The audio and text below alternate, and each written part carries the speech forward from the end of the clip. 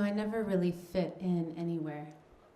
I was always in my head, a dreamer, mixed race, growing up in a middle-class home in San Diego, and amongst me was just a bunch of money and white and don't follow your dreams because it's too risky. So being alienated in this massive high school, I remember 5,000 students, incredibly huge. I elected to go to this other school, an alternative high school. And those other kids used to call us the creative and retarded. But you know what? It was a really special place. There were a lot of budding mentors there. And more importantly, for physical education, we didn't have like a big gym. Instead, we had these outward bound programs where we would go into nature for 5 days and become challenged and learn a survival skill or an art form. And I was really behind in PE, so I had to take 3 of these trips. And one of them was a sailing trip. And I remember halfway there, we saw this amazing flock of seagulls circling in the sky. Some of them were diving. And the captain said, "Where there are birds, there are fish. And where there are fish, there are dolphins." So naturally, I wanted to hang out a little bit longer. I was drawn to the mystery of them. I had never swam with them in the wild before. So I rip off my clothes, I jump off that boat, and swimming along these gazelles of the sea, their amazing racing stripes of navy, white, and gray, I felt so connected. And I didn't feel like the outcast anymore. I felt like I was in with something bigger. So I took that feeling with me, and it didn't really anchor too many roots because at that point, graduating high school, putting myself through college, working a part-time job, I became a file clerk for a law firm, which is like putting a hummingbird in a glass cube and sliding it into work every day. Like, you can't smell these flowers, but you can be the Grim Reaper to all these tree carcasses. Because, attorneys are just the masters of so much paper. And that was my job. I was a file clerk. And the one cool thing about work was this button on this wall, and I got to control like these massive file cabinets. They would just slide in and out of the wall.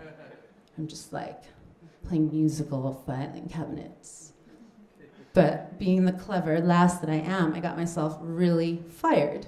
So I didn't have to endure that for too long, But then, all the guilt and the shame, you couldn't even keep that job for more than 2 months. I went looking on the internet, I needed to find some dolphin friends to connect with, so I'm like losing it. So I meet this woman online, Roxanne, and she's the founder of this International Society for the Preservation of the Amazonian River Dolphin in Peru. And we strike up this friendly conversation, and I tell her I want to come there. So we work it out. I'm going to exchange some sort of renegade dolphin research for her, and she's going to let me stay and have room and board for a few weeks.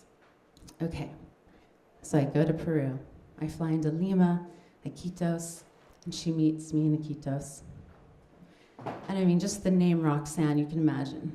She was once a fox. She was absolutely stunning.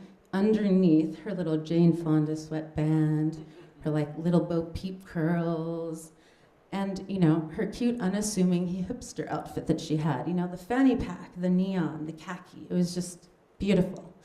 But it was her spirit, and it was why she was so strong. She was this badass bitch in the 60s, went down there and homesteaded 300 acres. She's like, I'm a foxy lady, but I care about these animals. So she set up this foundation. She claimed all this land. And, she's telling me stories on her 5-hour boat ride to her preserve about how UNICEF came, and there was this whole geopolitical thing with the vaccines and dumping them, and all the kids along the Amazon get polio. It's horrible. So we get to the preserve, and she hands me some gear. And it's like this old school hydrophone, this little receiver, and some like crusty headphones. Then I go out, And she says before I leave, just make sure, you write everything down and let me know if you run into Old Fart. Old Fart? Is he a shaman? No, he's a pink dolphin. So she describes that he has this sort of deformed blowhole, She's like, obviously you'll know if you see him. Okay, all right. So I'm on my boat, don't see anything. Day 2, day 3, no dolphins. I'm feeling a little bit discouraged here. So it was only on the 4th day, about 20 minutes into parking the boat and just hanging out for a little bit. I had my headphones on. I hear the microphone banging on the side of the boat. And I can tell that there's something playing with it. So I take off my headphones and I look around and I see this beautiful pink fluke come out of the water and back in. So naturally, I couldn't take my clothes off fast enough. And I jump in there. I just wanted to be with them.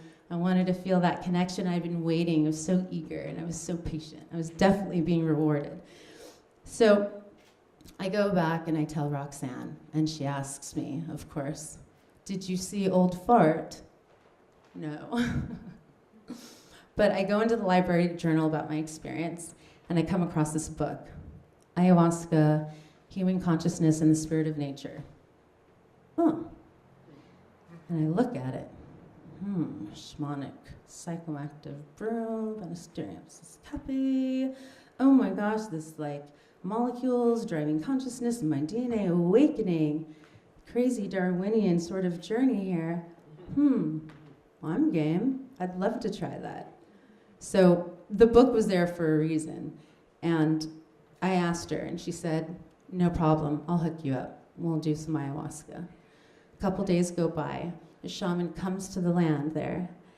And she actually already had a cauldron in the rainforest. And I remember walking out there with her, and he's cooking it and stirring it. And he's like this little Peruvian Keebler elf. It was so majestic. It was the most glorious thing. And it looked really tasty. I was really looking forward to drinking that because he was putting so much love into it. I was like, oh, it's going to be so good. And I'm sure a lot of you guys know. It's like primordial cough syrup. It's horrid, but kind of good, too. Well, so the sun sets, and I go into this little shack.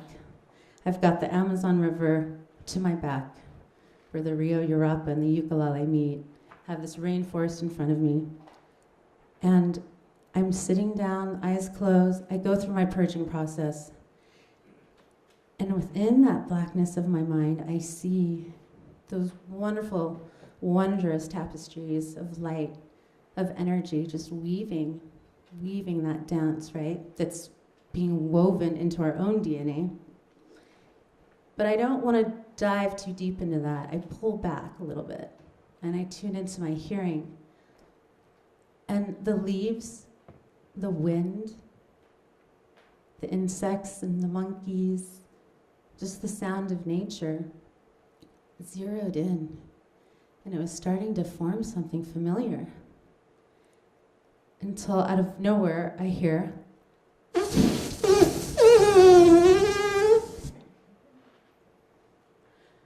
and then it occurs to me that Old Fart's got my back. And so, of course, I would have the fucked up, awkward dolphin as the spirit animal, right?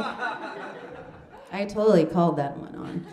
So here I am, zeroing in, diving into that sound, no longer the susurrus, but the voice of God.